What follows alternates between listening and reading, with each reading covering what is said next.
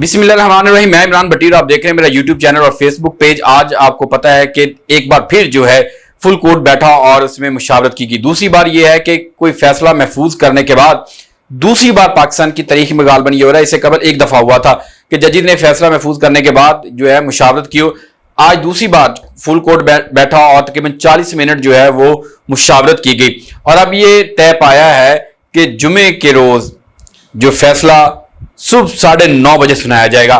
اچھا، جو 2 دفعہ یہ میٹنگز ہو چکی ہیں ججز کی فل کورٹ کی، اس میں تقریباً یہ کہا جا رہا ہے کہ کچھ میں آپ کو یہ بتا رہا ہوں کہ خبر بھی ہے یا انفارمیشن بھی ہے، کیونکہ جس طرح کے حالات ہیں اس کو ہم لوگ بڑا محتاط انداز سے ڈسکس کر سکتے ہیں یا ایک اندازہ کہہ لیں. ایک اندازہ بتا دیتا ہوں کہ چلو اس طرح انفارمیشن نہیں تو ایک اندازہ کہ یہ کہا گیا قاضی فائز عیسیٰ صاحب کو کہ قاضی صاحب جسٹس منیر کی یاد تازہ نہ کریں، جسٹس منیر کا دوبارہ ریوائول نہ کروائیں، اس کو کلوز کیے جائے اس چیپٹر کو، نہیں تو قوم جو ہے یا جو پاکستان کی جو تاریخ ہے وہ ہمیشہ جسٹس منیر کو پیچھے دھکیل دے گی اور آپ کو یاد رکھے گی.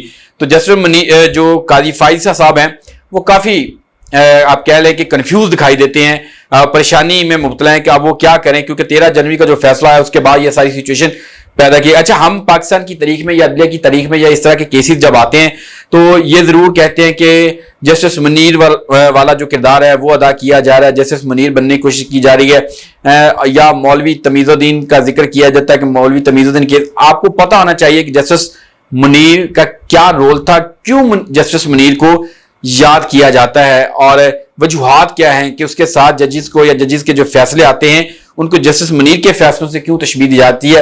تو میں تھوڑا سا بیک گراؤنڈ آپ کے سامنے رکھنے کی کوشش کرتا ہوں کہ 1954 کی بات ہے جب الیکشن ہوئے تو مشرقی پاکستان میں جو اکثریت تھی وہ مسلم لیگ، اس وقت کی مسلم لیگ تھی، وہ کھو چکی تھی. تو اس اور سارے بھی بہت سارے سیاسی منظرنامے چل رہے تھے.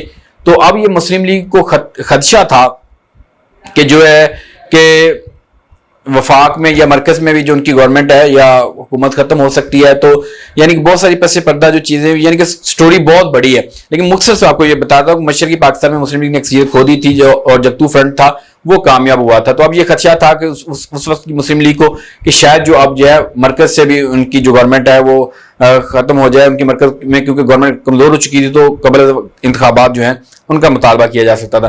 تو اس طرح اس وقت کے جو گورنر جنرل تھے غلام محمد، انہوں نے کیا کیا کہ انہوں نے جو ہے وہ اسمبلی تحلیل کر دی وفاق میں، یعنی کہ اس طرح کی نوبت ہی نہ آئے، کہ پریشر ہی نہ آئے.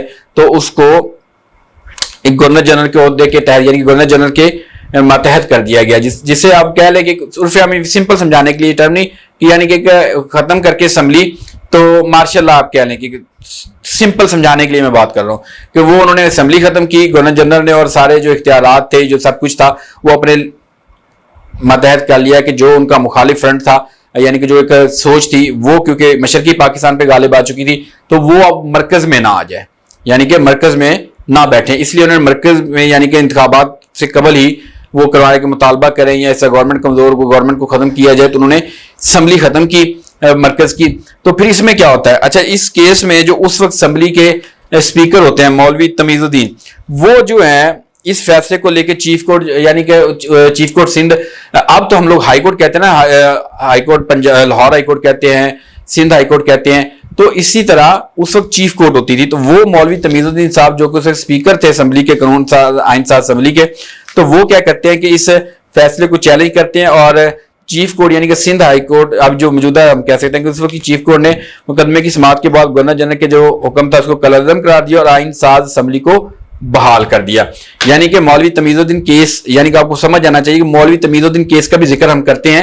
وہ مولوی تمیز الدین صاحب جو پاکستان کی آئین ساز اسمبلی تھی وہ اس کے اسپیکر تھے اور وہ اس کیس میں مدعی بنے تھے. اچھا اس کی بڑی انٹرسٹنگ سٹوری ہے کہ مولوی تمیز الدین کس طرح کورٹ پر سیم سچویشن جو حالات اس وقت چل رہے کہ کسی کو اٹھا لیا کسی کو روک لیا، تو اس وقت بھی یہی سچویشن تھی، یہ مائنڈ سیٹ اسی وقت تھا. یعنی کہ اس وقت مولوی تمیز الدین کے گھر کے باہر پولیس بھیج دی گئی کہ یہ اپنے گھر سے باہر نہ نکل سکیں. پٹیشن دائر نہ کر سکے, کورٹ نہ پہنچ سکے, سماعت تھی کورٹ میں, تو پھر مولوی تمیز الدین نے کیا کیا, برقع پہنا, برقع پہن کے جو کسی طریقے سے کورٹ پہنچے. پھر ان کے جو وکیل تھے ان کا کار ایکسیڈنٹ ہوا, ان کو وہاں پہ نہیں پہنچنے دیا گیا. یعنی کہ یہ ٹیکٹکس جو ہے اس وقت سے ساری یہ یوز کی جا رہی تھی. بہرحال مولوی تمیز الدین اور ان کی جو لیگل تھے, وہ کسی طریقے لیگل ٹیم تھی جو وہ پہنچی وہاں پہ, اور آئی اے چندی گڑھ نے بھی اس میں وکالت کی, تو وہ انہوں نے وہاں پہ یہ کیس جیتا.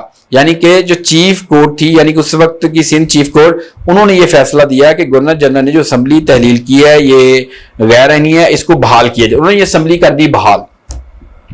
پھر کیا ہوتا ہے کہ وہی جو اسمبلی بحال ہوتی ہے تو وہ جو حکومت, یعنی کہ حکومت بحال ہوگی, تو وہ حکومت چلی جاتی ہے پھر کورٹ میں کہ جی اس کیس کو جو ہے وہ, یعنی کہ چیف کورٹ کا جو فیصلہ ہے اس کے اگینسٹ جاتے ہیں.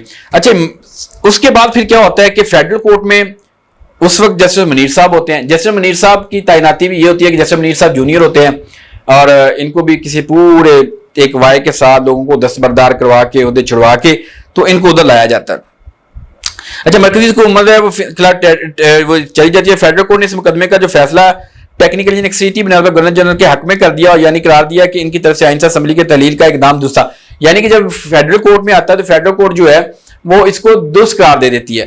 یعنی کہ اسمبلی کی تحلیل کا جو فیصلہ تھا مرکز, جس طرح چیف جسٹس جو ہے ہمارے سپریم کورٹ ہے, اسی طرح فیڈرل کورٹ اس وقت, تو اس فیڈرل کورٹ میں جاتا ہے تو وہ کہتی ہے کہ گورنر جنرل صاحب نے جو اقدام کیا, اسمبلی تحلیل کی ہے, وہ جناب جی بالکل ٹھیک اقدام تھا. تو وہ اس وقت کے جسٹس تھے جسٹس منیر صاحب, انہوں نے یہ کہا. اور اچھا, انہوں نے اپنے فیصلے میں یعنی کہ 3 یعنی کہ جو 64 صفحات پر مشتمل فیصلہ تھا, اور 3 ایک لائنیں ڈرا کی جس کو سمجھانے کی انہوں نے کوشش کی کہ میں نے یہ فیصلہ کیوں کیا ہے. اچھا, یہ اس وقت سے ساری مداخلت اور اس وقت سے سارا جو ایک وقار جو ہے عوام کا, عوامی مینڈیٹ کا مجروح کرنے کا سلسلہ شروع ہوا. اچھا, جسٹس منیر یعنی کہ جسٹس جو منیر ہیں, انہوں نے اپنے اس فیصلے میں کیا لکھا میں آپ کو بتاتا ہوں. یہ 3 لائنیں جو بڑی اہم تھی. اچھا جی, ان کی وہ 64 یعنی کہ صفحات پر مشتمل فیصلہ. اچھا, انہوں نے وہ پہلا کیا کہتے ہیں اپنے فیصلے میں اس وقت لکھا تھا کہ ہم ایک خندق کے کنارے پر آ پہنچے ہیں جہاں ہمارے سامنے صرف 3 راستے ہیں. پہلا راستہ وہ کیا تھا, وہ جی جس راہ سے آئے ہیں اسی راہ پر واپس مڑ جائیں. یعنی کہ جس طرح یعنی کہ اسمبلی تحلیل ہوئی ہے تو اس کو واپس اسی طرح یا ختم کر دیا جائے اور اسمبلی بحال ہو, کوئی چیز نہ ہو. دوسرا انہوں نے کہا کہ خندق پر ایک قانونی پل جو ہے وہ تعمیر کر کے اسے عبور کر لیں. ٹھیک ہے, یعنی کہ اس کو ہم کسی طریقے سے, وہ میں آپ کو بتاتا ہوں یہ پل جو وہ کس کو کہہ رہے ہیں, وہ پل کیا تھا, اور اسی پل کا آج تک ذکر جو ہے پاکستان کی عدلیہ کی تاریخ میں ہو رہا ہے. پہلے میں تھوڑا سا یہ آپ کو 3 پوائنٹ بتاؤں. دوسرا پوائنٹ ان کا یہ ہے کہ خندق پر ایک قانونی پل تعمیر کر کے اسے عبور کر لیں. تیسرا پوائنٹ یہ تھا کہ خندق میں چھلانگ لگا کر تباہی کا شکار ہو جائیں. یعنی کہ تباہی کا شکار. اچھا, دوسرا پوائنٹ میں آ جاتا ہوں کہ خندق پر قانونی پل وہ جسے انہوں نے نظریہ ضرورت قرار دیا, یعنی کہ جس کو ہم نظریہ ضرورت کہتے ہیں. ضرورت اب یہ آ گئی ہے یا ہم اس طرح کریں کہ ایک پل تعمیر کریں اور آگے بڑھیں, جس طرح اب بھی کہا جاتا ہے نا کہ اب ہمیں ساری غلطیوں کو چھوڑ کے آگے بڑھنا چاہیے, آگے کی طرف منہ جو ہے وہ کرنا چاہیے, آگے کی طرف بڑھیں. تو تیسرا ان کے خندق میں چھلانگ لگا کر. اچھا, انہوں نے کیا کیا, انہوں نے نہ تو وہ خندق میں چھلانگ لگائی اور نہ ہی وہ واپس مڑے. یعنی کہ انہوں نے وہ اس محمد علی کا جو گورنر جنرل تھے ان کا جو فیصلہ تھا اس کو کالعدم قرار دیا, وہ اس کو بھی نہیں کیا, اور پھر جو انہوں نے خندق میں گرنے والا تھا وہ بھی نہیں کیا. انہوں نے کیا کیا کہ اس میں پل تعمیر کر دیا.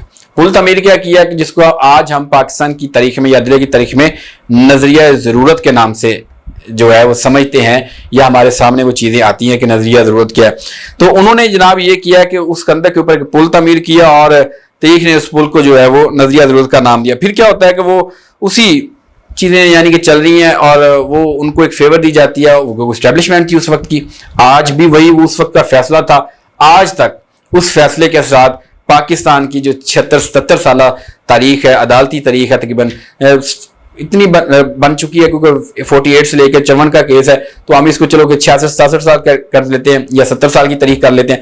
تو اس 70 سالہ تاریخ میں پاکستان کی یہ یعنی کہ آج تک اس کے اثرات جو ہیں وہ پاکستان کی سامنے آ رہے ہیں, اور اسی لیے یہ جو مخصوص نشستوں کا کیس ہے یہ بھی پاکستان کی تاریخ کا سمت متعین کرے گا, آئین کی بالادستی کا جو ہے وہ تعین کرے گا, قانون کی حکمرانی کا تعین کرے گا, حقدار کو حق ملنے کی جو ہے وہ ایک جو کہہ لیں کہ ایک امید ہوگی مخصوص نشستوں کا کیس، کیونکہ یہ کیس بہت اہمیت کا حامل ہے. اس کے اوپر پاکستان کی پارلیمان کا جمہوریت کا ڈھانچہ جو ہے وہ اس کیس کے اوپر ڈیپینڈ کر رہا ہے. تو اسی لیے ججز جو ہیں یا جو ایکسپرٹس ہیں وہ یہ کوشش کر رہے ہیں کہ جسٹس قاضی فائز عیسیٰ صاحب کو کہ آپ جسٹس منیر والا کردار ادا نہ کیجیے گا، نظریہ ضرورت کو آپ ڈسٹ بین میں پھینک دیجیے گا اور قانون اور آئین کی حکمرانی کو ترجیح دیجیے گا. قانون اور آئین کی حکمرانی کو لے کے آگے بڑھیے گا. اس قانون اور آئین کی حکمرانی ہی پاکستان کے مستقبل کا تعین کرے گی. پاکستان کے حالات اسی میں ہی، حالات کی بہتری اسی میں ہے، معیشت کی بہتری اسی میں ہے، سیاسی استحکام اسی میں ہے کہ جس کا حق ہے وہ ملنا چاہیے. آئین کی بالادستی، قانون کی بالادستی. 13 جنوری کو جو فیصلہ کیا گیا اس کا ایک چھوٹا سا آپ کہہ سکتے ہیں کہ ازالے کی کوشش جو یہ ہوگی کہ آپ جس کا حق بن رہا ہے وہ سنی اتحاد کونسل یا پی ٹی آئی اس کو واپس کیا جائے.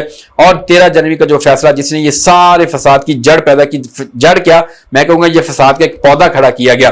وہ 13 جنوری کے فیصلے جب پی ٹی آئی سے بلے کا نشان جو ہے وہ واپس لیا گیا، تو اس فیصلے کا، اس غلطیوں کا ازالہ کرنا چاہیے. جسٹس اطہر من اللہ، جسٹس جمال مندوق تو بارہا اس پہ کہہ چکے ہیں کہ ہمارے فیصلے کی غلط تشریح کی گئی ادارے کی جانب سے، تو اس غلط تشریح کا ایک خمیازہ جو ہے وہ بھگتنا پڑا ایک سیاسی جماعت کو. اور انہوں نے کہا کہ اس کا ازالہ ہونا چاہیے کہ سپریم کورٹ کی جانب سے جو غلطی کی گئی ہے، سپریم کورٹ کے فیصلے کی وجہ سے جو غلطی ہوئی، اس کا ازالہ ہونا چاہیے، اس کو درست کرنے کی کوشش کی جائے. ججز بارہا مخصوص نشستوں کے کیس میں اپنی آراء دیتے رہے اور کوشش کی انہوں نے کہ وہ جو ہیں وہ قاضی فائز عیسیٰ صاحب کو یہ باور کرا سکے کہ آپ کے ایک فیصلے کی وجہ سے یہ ساری ملک میں پیچیدگیاں جو ہیں، پیچیدہ سیاسی صورتحال ہے، اس نے جنم لیا. تو یہ وہ سچویشن جس کو ہم جسٹس منیر کا اور جسٹس منیر کے نظریہ ضرورت کا ذکر کرتے ہیں. نظریہ ضرورت کے جو خالق ہیں، تخلیق جنہوں نے کی، وہ جسٹس منیر ہیں. اور مولوی تمیز الدین کیس اس وقت بھی غیر آئینی اقدام اٹھایا گیا تھا، اور اسٹیبلشمنٹ کے کہنے پہ، اس وقت کی اسٹیبلشمنٹ کے کہنے پہ. تو آج بھی کچھ سچویشن اس طرح کی دکھائی دے رہی ہے جس پہ لوگ بہت ساری گفتگو بھی کرتے ہیں، معاملہ دکھاتے ہیں، اور جسٹس منیر کو یاد کیا جا رہا، قاضی فائز صاحب کے بیان کو جسٹس منیر سے تشبیہ دی جاتی ہے. یعنی کہ یہ ساری سچویشن اور پاکستان کی ساری سیاست کا جو آئندہ انحصار ہے وہ کل کے فیصلے کے اوپر ہوگا جو 9:30 بجے سنایا جائے گا. اچھا، اس کے بعد آپ کو پتا ہے کہ سب سے بڑی اہم ڈیولپمنٹ کے بانی P T I Imran Khan جو ہیں وہ بھی انصاف کے لیے انہی عدالتوں میں چکر لگاتے ہیں، اور ایک اسی عدالت نے فیصلہ دیا ہے کہ ان کے جو 9 مئی کے کیسز ہیں، 3 مقدمات عسکری ٹاور کا، شادمان تھانے کا، اور اس کے بعد جو ہے کہ جناح ہاؤس کا، یعنی کہ اس میں ان کی ضمانتیں منسوخ ہوئی. مختصر فیصلہ سنایا گیا تینوں کیسز میں، لیکن تحریری فیصلہ جاری کیا گیا. تحریری فیصلے میں کہا گیا کہ بالکل بانی پی ٹی آئی سے اشتعال انگیزی کے لیے بنائی گئی ویڈیو میں استعمال ہونے والے جو آلات ہیں وہ برآمد ہونے ہیں، اور انہوں نے کہا کہ مجرمانہ سازش سے پرامن احتجاج بھی دہشت گرد بن جاتا ہے. یہ فیصلہ ہے انسداد دہشت گردی عدالت کا، اور اشتعال انگیز پیغام دینا، اسے آگے پھیلا کر عالمی تنصیبات، جناح ہاؤس، سرکاری عمارتوں پر حملہ دہشت گردی کے زمرے میں آتا ہے. انہوں نے کہا کہ بری ضمانت اس کا حق نہیں جس نے حکومت کا تختہ الٹنے کے لیے سازش کی. یہ فیصلہ دیا اپنا انسداد دہشت گردی کی عدالت نے عمران خان کی ضمانتیں منسوخ کر کے. اور انہوں نے کہا کہ جو پروسیکیوشن تھے، انہوں نے بانی پی ٹی آئی کی جو تقاریر تھی، ویڈیو پیغامات تھے، ان کا جو ٹرانسکرپٹ ہے وہ جمع کروایا، اور باقاعدہ یہ 9 مئی کے لیے منصوبہ بندی کی گئی. تو پروسیکیوشن کا یہ کیس بھی پی ٹی آئی کی لیڈرشپ نے منصوبہ بندی سے اتفاق کیا، ماڈرن اور ڈیوائس کے ذریعے پیغام آگے پہنچا، یعنی کہ ایک فیصلہ دے دیا اور بتا دیا کہ عمران خان جو ہے اب اگر عدت کیس نکاح کا فیصلہ آپ کو پتا ہے جس کی وجہ سے چیزیں چل رہی تھی، عدت نکاح کیس کا فیصلہ آ جاتا ہے، اس میں عمران خان بشرا بی بی بری ہو جاتے ہیں، ان کی سزائیں 7 سال کے لیے جو کہ سزائیں ہیں وہ معطل ہو جاتی ہیں. تو پھر جو اس کے بعد جو عمران خان ان مقدمات میں جو ہے وہ گرفتار رہیں گے، اور تفصیلی فیصلہ جو آ گیا. اس کے بعد آپ کو پتا ہے کہ آپ نے دیکھا ہوگا سوشل میڈیا کے اوپر ایک بڑی ویڈیو چل رہی ہے گارڈن ٹاؤن کی، جہاں پہ ٹک شاپ کے اوپر جو ہے وہ خواتین ہے کچھ، وہ ایک نوجوان کے اوپر جو وہاں پہ سیلز مین ہے اس کو تشدد کا نشانہ بنا رہی ہے. ان کے اوپر انہوں نے ایلیگیشن لگایا تھا کہ یہ ہمیں ہراساں کر رہا تھا. بچے کے اوپر انہوں نے تشدد کیا، کافی زیادہ ٹارچر کیا. 4-5 خواتین تھی. پھر اس کے بعد کیا ہوا کہ اسی لڑکے کے خلاف جو ہے ایف آئی آر درج کروائی جاتی ہے، اور اس لڑکے کے خلاف ایف آئی آر درج ہوتی ہے. تو پھر جو ساری چیزیں ہوتی ہیں تو اس لڑکے کو ڈسچارج کر دیا جاتا ہے اگلے دن ہی کیس میں.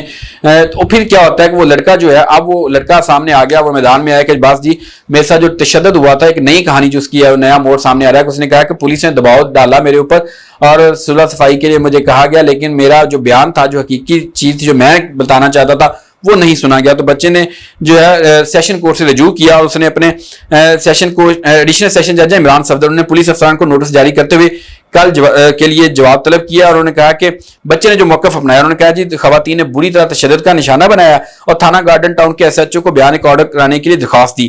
پولیس نے ہماری مرضی کے بغیر ملزمان سے صلح کرنے کی کوشش کی، عدالت پولیس افسران کو بیان ریکارڈ کرنے کا حکم دے۔ یعنی کہ وہ بچہ جو ہے اب وہ کھڑا ہو گیا کہ میرے ساتھ زیادتی ہوئی، میرے ساتھ ناانصافی ہوئی، ان خواتین نے مجھے تشدد کا نشانہ بنایا اور الٹا میرے خلاف ہی FIR درج کرے گی، پھر مجھے جو کورٹ سے جانا پڑا اور عدالت نے ڈسچارج کر دیا بچے کو اس مقدمے سے کہ ایسا کوئی چیز چکر نہیں ہے۔ جب ساری داد آئی تو پولیس نے میرا جو موقف ہے وہ نہیں سنا، میرا مدعا نہیں سنا، تب پولیس کو آرڈر دیا جائے تو پولیس کو آرڈر دیا گیا کہ اس بچے کی یوسف کی جو ہے وہ استدعا ہے وہ جو اس کو اوپر سنا جائے، اس کا موقف سنا جائے، اس کے بعد جو کاروائی آگے بڑھائی جائے گی۔ تو یہ یار کی ساری سچویشن جو میں نے آپ کے سامنے رکھی۔ اگر آپ کو میری ویڈیو اچھی لگے تو میرا چینل ضرور سبسکرائب کریں، بیل آئیکن کا بٹن بھی دبائیے گا، اس کو شیئر کرنا مت بھولیے گا۔ اللہ حافظ۔